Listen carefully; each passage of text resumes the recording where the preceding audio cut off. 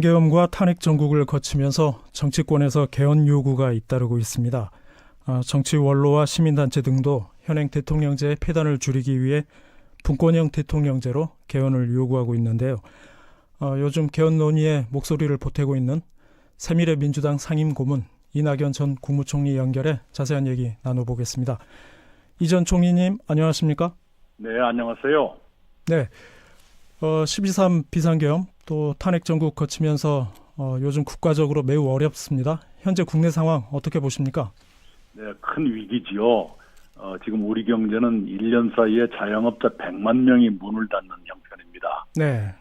그리고 우리가 수출로 먹고 사는 나라인데 미국에서는 한국에 대해서도 관세 25%를 물리겠다 이러고 있고, 네. 트럼프 대통령은 우리한테 방위비 100억 달러, 그러니까 지금의 10배입니다. 10배를 받아내겠다 이렇게 하고 있지 않습니까? 북한도 늘 지금 저러고 있고 러시아의 파병까지 해가면서 핵능력 고도화 이런 걸 지금 기도하고 있는데요. 그런데도 우리 정치는 내전 같은 싸움을 계속하고 네. 또 국민들도 두둥강이 나가지고 지금 싸우고 있지 않습니까? 네. 이렇게 가면 헌법재판소나 법원이 어떤 판단을 해도 혼란이 계속될 것 같은 생각이 들어요. 네. 그래서 이제라도 탄핵이나 형사처벌, 윤석열 탄핵 형사처벌 이것은 헌재와 법원에 맡기고 정치권은 경제나 안보 그리고 대한민국의 미래 이런 데 좀 더 집중하면 어떨까 하는 생각을 합니다. 네. 이 전 총리께서 지난주에 광주와 또 경북 상주에서 강연을 하셨어요. 네. 강연 내용은 이제 박정희, 김대중을 넘어서 제7공화국을 출범시키기 위한 개헌 이걸 강조하셨는데 어떤 얘기입니까? 짤막하게 소개해 주신다면요. 네, 최선은 개헌을 빨리 해서 예. 대통령 선거를 치르고 바로 7공화국으로 들어갔으면 좋겠다라는 것입니다. 민주당 지지자들도 61%가 개헌을 찬성하는데 네. 이재명 대표는 지금 다른 생각을 갖고 있죠. 네. 그래서 차선책으로 만약에 대선 전에 개헌이 안 된다면 차기 정부가 개헌을 하고 2028년 총선과 함께 개헌 국민 투표를 하고 3년 만에 정부가 물러나자 그러면 과도 정부가 되는 것이죠. 그런 걸 차선책으로 제가 제안을 했습니다. 8년 전 박근혜 대통령 탄핵 때 헌법재판소가 제왕적 대통령제, 현행 헌법의 제왕적 대통령제 폐해가 이렇게 크다 네. 하는 것을 통렬하게 지적했는데 8년 동안 우리가 개헌을 못한 것이 지금 같은 불행을 몰고 온 이유 중에 하나가 아닌가 그렇게 생각을 합니다. 네. 이런 불행이 반복되지 않기 위해서라도 개헌을 빨리 했으면 합니다. 네. 말씀하신 개헌 논의 관련해서는 아무래도 가장 중요한 게 국회 일당인 민주당의 입장인데요. 네. 말씀하신 것처럼 지금 이재명 대표는 지금 개헌 논의할 때가 아니고 내란 극복에 집중할 때다 이렇게 강조하고 있어요. 네. 어떻습니까? 현실적으로 개헌 추진이 가능하겠습니까? 하는 게 이재명 대표를 위해서도 좋을 것 같아요. 어떤 측면에서요? 그렇게 해야 국민들의 긴장이랄까 현재 양쪽으로 나뉘어서 싸우고 있는 이 상태가 좀 완화돼야 될 겁니다. 네. 그래야 차기 정부가 부담이 훨씬 적게 일을 추진할 수 있을 거예요. 그런 점에서 이재명 대표한테도 개헌을 하는 게 좋다고 생각을 하지요. 네.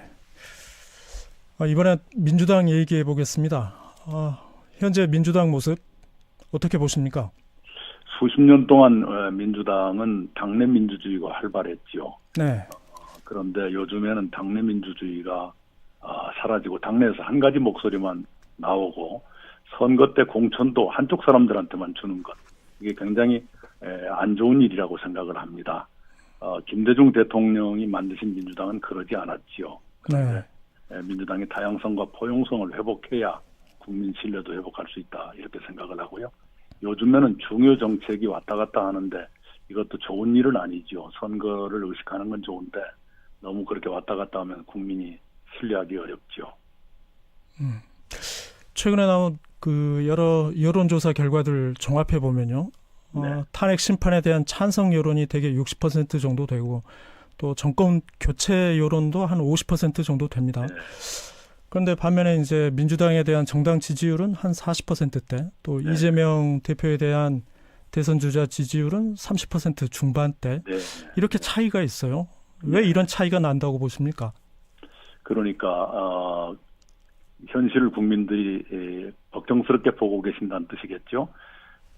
비상계엄을 해제했을 때까지 네. 그리고 대통령 탄핵 소추까지는 민주당이 잘했는데 그 다음부터 민주당이 오히려 불안하고 어떤 건 좀 두려움까지 주더라. 이게 국민들한테 영향을 주고 있는 것 아닌가 싶어요. 네. 이재명 대표의 사법 리스크를 포함한 비호감도라는 게 여전히 있는 것이고요. 그동안에 윤석열 씨와 싸우는 이재명 대표로는 좋았는데 막상 윤석열 대통령이 사라진다고 봤을 때 그 다음엔 좀 불안해지는 이런 국민들의 심리가 작동하고 있지 않나 싶네요. 네. 그 이재명 대표가 지난주에 김경수 전 경남지사를 만났고요. 오는 24일에는 김부겸 전 국무총리와 회동할 예정입니다. 아무래도 이제 친문계를 껴안으면서 포용 행보 네. 부각시키고 있는데 어떻습니까? 이런 행보가 지지율 확장에는 도움이 될 걸로 보십니까? 안 하는 것보다 당연히 낫겠죠. 그런데 단지 후보는 누구다 하고 정해놓고 네. 이 사람 저 사람 껴안는 모양새 갖추기만 한다면 효과가 기대만큼 크지는 않을 거예요. 왜냐하면 금방 실망이 따라 나올 테니까요. 네. 그런 점을 인식을 했으면 좋겠습니다. 네. 그 이전 총리께서 지난주에 광주에서 강연 끝나고 기자들과 만나서 민주당의 대선 후보를 바꿔야 한다 이렇게 말했다고 네. 들었습니다. 네네. 어떤 취지입니까? 아까 제가 아까 앵커께서 말씀하신 바와 같이 탄핵 찬성은 60%, 정권 교체는 50%가 찬성인데 네. 이재명 대표 지지는 30에서 35 사이거든요. 예, 그리고 광주 KBS 여론조사를 보니까 광주 전남 시도민 31%가 이재명 대표 말고 딴 사람이 필요하다 이런 응답을 했어요. 네. 바로 똑같은 얘기죠. 만약 이재명 대표가 5개 재판 모두 계속되는 채로 대선에 임했다라고 하면 선거 과정도 혼란스럽고 선거 후에도 설령 당선되더라도 혼란이 계속될 거예요. 네. 그렇기 때문에 선거 결과도 장담하기 어려워지는 그런 문제가 있습니다. 그래서 제가 다른 사람을 내놓는 게 어떠냐라고 말씀드린 이유는 두 가지입니다. 첫째는 그래야 정권 교체를 더 확실히 할 수 있고 둘째는 그래야 사회 혼란을 줄일 수 있기 때문입니다. 그것이 대한민국에도 좋고 민주당에도 좋을 거라고 생각해요. 민주당 해코지 하려고 이런 말씀 드리는 게 아닙니다. 네.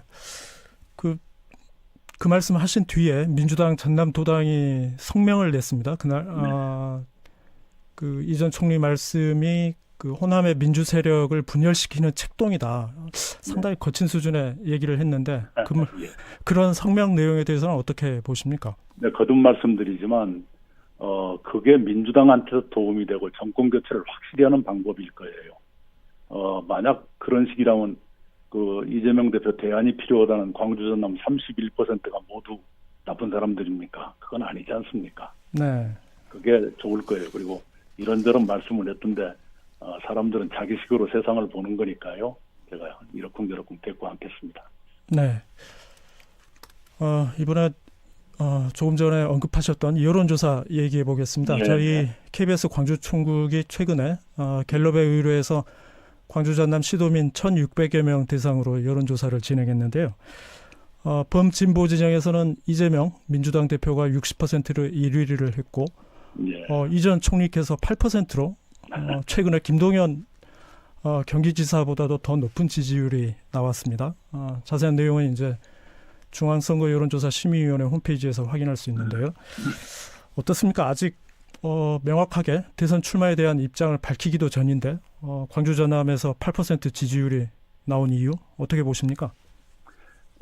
부족한 저 같은 사람한테 지지를 보내주신 데 대해서는 감사드립니다. 그런데 이유를 설명드리기에는 민망한 지지율이라고 생각합니다. 특별히 더 말씀을 보태지는 않겠고요. 다만 저는 어떤 자리를 차지하겠다는 욕심은 이미 내려놨습니다.